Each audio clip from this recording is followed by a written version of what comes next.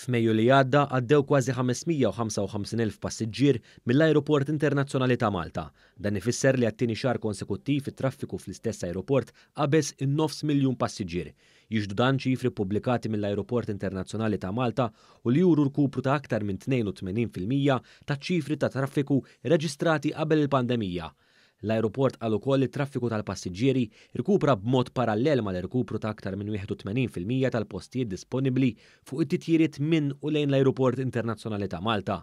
F'Mejju li għadda, aktar minn 81% ta' dawn il-postijiet kienu okkupati, żieda marġinali ta' aktar minn 1% fuq l-2019 biex bekk kompli tiġi indikata domanda b'saħħitha għall-ivvjaġġar. Fl-istqarrija tiegħu l-Ajruport Internazzjonali ta' Malta qal li dawn iċ-ċifri waslu wara l-awtoritajiet Maltin komplew jirrilassaw ir-restrizzjonijiet fuq l-ivvjaġġar.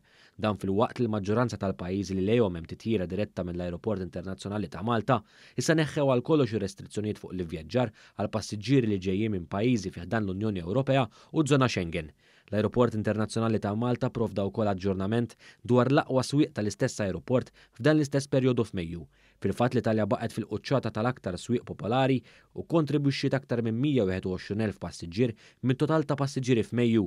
Isegwu hemm ir-Renju Unit, Franza, il-Ġermanja u l-Polonja li wkoll żammew l-istess post bħal dak tax-xahar ta' qabel. Dan minkejja li r-rikupru ta' rotot li jaqdu l-ajruport Malti ma' tnejn mill-aktar suq importanti għal pajjiżna, jiġifieri ir-Renju Unit u l-Ġermanja, qiegħed iseħħ ħafna iktar bil-mod. Fil-fatt qabel il-pandemija r-Renju Unit u l-Ġermanja kienu jokkupaw l-ewwel pożizzjoni u tielet pożizzjoni rispettivament fil-lista tal-aqwa swieq tal-ajruport. Minkejja dan l-Ajruport Internazzjonali ta' Malta rnexxielu jirkupra 80% tal-konnessjonijiet li kellu qabel il-pandemija.